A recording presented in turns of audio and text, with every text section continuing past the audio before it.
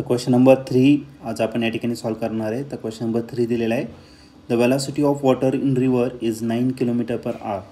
तर रिव्हरमध्ये जे लिक्विड आहे त्याचा स्पीड दिलेला आहे 9 km/h of the upper surface. तर वरच्या सरफेसचा एवढा स्पीड आहे. The river is 10 metre deep. तर त्या रिव्हरची जी डेप्थ आहे ती किती आहे तर 10 metre. If the coefficient of viscosity of water is 10⁻² poise. Poise हे असतं CGS युनिट असतं कोइफिशियंट ऑफ विस्कोसिटी. आपल्याला त्याला MKSमध्ये कन्वर्ट करावं लागेल, SI युनिटमध्ये कन्वर्ट करावं लागेल, ते बघू आपण नंतर. Then the shearing stress between the horizontal layer of water is. तर आपल्याला शेअरिंग स्ट्रेस फाईंड करायचा आणि स्ट्रेस असतो फोर्स पर युनिट एरिया. म्हणजे ॲक्च्युली आपल्याला फोर्स पर युनिट एरिया या ठिकाणी फाईंड करायचा. आणि हा जो क्वेश्चन आहे तो 2014ला आलेला आहे. ओके, तर याचे 4 ऑप्शन खालीलपैकी. तर पहिलं ऑप्शन ए आहे 0.25 × 10⁻² Nm/m². बी ऑप्शन 0.25 × 10⁻³ Nm/m². सी ऑप्शन आहे 0.5 × 10⁻³ Nm/m². आणि लास्ट म्हणजे डी ऑप्शन 0.75 × 10⁻³ Nm/m². तर या क्वेश्चनचे ज्या 4 ऑप्शन आहेत त्याच्यापैकी नेमकं कोणतं ऑप्शन असेल तर ते आपण सॉल्व्ह करून बघूया. तर या क्वेश्चनमध्ये आपल्याला एक रिव्हर वॉटर दिलेला आहे आणि त्याचा जो स्पीड आहे तो दिलेला 9 km/h. तर रिव्हर वॉटर आहे म्हणजे त्याचा जो स्पीड आहे आपण स्पीड रिप्रेझेंट करणार लेटर DV ने रिप्रेझेंट करणार आणि तो दिलेला आहे तुम्हाला किती 9 km/h. तर 9 km/hचं कन्वर्जन मीटर/सेकंद करायचं. तर 9ला आपल्याला मल्टिप्लाय करावं लागेल, कशाने 5ने मल्टिप्लाय करावं लागेल आणि 18ने डिवाइड करावं लागेल. 9 as it is multiplied by 5 and divided by 18. km/h get convert into मीटर/सेकंद. तर 9च्या टेबलमध्ये 18 आहे. 9 1 = 1, 9 2 = 18 आणि 5/2 जर झालं तर 5/2चा अर्थ 2.5 मीटर/सेकंद. हा झाला तुमचा स्पीड रिव्हर वॉटरचा. त्यानंतर त्या रिव्हरची जी डेप्थ आहे किती मीटर डेप आहे तर 10 मीटर एवढी डीप आहे त्याचं. तर आपल्याला DX दिलेला आहे आणि हा जो DX आहे तो किती येतं तुमचा 10 मीटर एवढा तुम्हाला दिलेला आहे. आणि त्यानंतर कोइफिशियंट ऑफ विस्कोसिटी दिलेलं आहे. कोइफिशियंट ऑफ विस्कोसिटी असेल तुमचं किती 10⁻² पॉईस. आता पॉईस काय असतं ते समजून घेऊ. Poise is the CGS unit of coefficient of viscosity.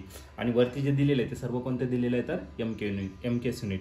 जर MKS युनिट जर घेतलं तर MKS युनिट असतं Nm/m². हे कोणाचं असतं कोइफिशियंट ऑफ विस्कोसिटीचं MKS युनिट किंवा SI युनिट. आणि याचं जर कन्वर्जन तुम्हाला कशामध्ये करायचं आहे CGSमध्ये. तर न्यूटनच्या जागी आपल्याला काय करावं लागेल डाईन सेकंदच असेल आणि मीटरच्या जागी काय करावं लागेल तर आपल्याला cm². ओके, आता 1 न्यूटन म्हणजे किती डाईन तर 10⁻5 डाईन. आणि 1 मीटर म्हणजे किती 10⁻² आणि त्याचा स्क्वेअर केला तर 10⁻4. मग 1 newton second per metre square is nothing but 10⁻4 वरती गेला तर 10⁻⁻4 होणार. +5 - 4 10 ओनली. ओके, 9 सेकंद पर cm². म्हणजेच आपला काय असतो तर पॉईस या ठिकाणी असणार. पण आपल्याला पॉईसचं कन्वर्जन याच्यात करायचं 10⁻+1 इकडे काय होणार तर -1. 10⁻⁻1 newton second per metre square is nothing but 1 poise. मग या पॉईसचं कन्वर्जन आपल्याला newton second per metre square करायचं आहे. तर याला आपल्याला मल्टिप्लाय करावं लागेल 10⁻⁻1 म्हणजे हा झाला 10⁻³ newton second per metre square. Okay, ते झालं तुमचा poise to newton CGS unit to MKS युनिटचं कन्वर्जन. ओके, तर कन्वर्जन पण मी तुम्हाला एक्सप्लेन करून दिलेलं आहे. त्यानंतर आपल्याला फाईंड करायचं फोर्स फाईंड करायचं स्ट्रेस फाईंड करायचं आहे. आणि स्ट्रेसचा जो फॉर्म्युला असतो तो असतो फोर्स पर युनिट एरिया. तर we have to find stress. And what is stress? It is force per unit area आपल्याला फाईंड करायचं आहे.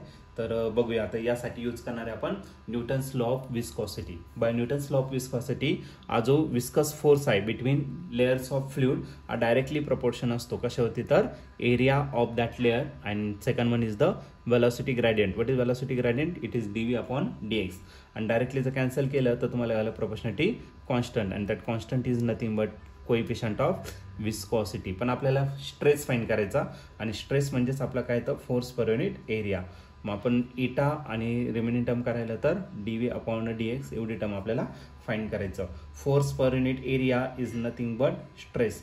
What is coefficient of viscosity? It is 10⁻³ and D V जर घेतला तर डीव्ही किती 2.5. आणि dx जर घेतला तर dx ची व्हॅल्यू किती येतात 10. 10 न्यूमरेटरला जर गेला तर 10 रेशो किती होणार -4. आन्सर राहिलं 2.5 इंटू 10⁻⁻⁴. आणि स्ट्रेच जर घेतलं तर स्ट्रेचचं युनिट असतं न्यूटन पर मीटर स्क्वेअर. तर आपल्याला सर्व SI युनिटमध्ये दिलेलं आहे. आणि याचे जर तुम्ही ऑप्शन जर या ठिकाणी बघितलं तर ऑप्शन या ठिकाणी थोडीशी प्रिंटिंग मिस्टेक झालेली आहे. तर बी ऑप्शन आपण या ठिकाणी कन्सिडर करू नाही. बरोबर आहे B option is the right option. पण या केसमध्ये तुम्हाला ऑप्शनमध्ये 2 पॉईंट नाही दिलेलं, त्यांनी काय दिलेलं 0.25. मग एक पॉईंट इकडे शिफ्ट केला तर 10⁻⁻⁴ आहे, त्याचं काय तर -3 न्यूटन पर मीटर स्क्वेअर. मग या ठिकाणी जर तुम्ही या 4 ऑप्शनपैकी एक ऑप्शन जर बघितलं तर ऑप्शन नंबर बी जो आहे तो आपला एकदम करेक्ट ऑप्शन आहे. तर या क्वेश्चनचं जे आन्सर असणार आहे option B, that is 0.25 into 10⁻⁻³ हे तुमचं राईट आन्सर या ठिकाणी असेल.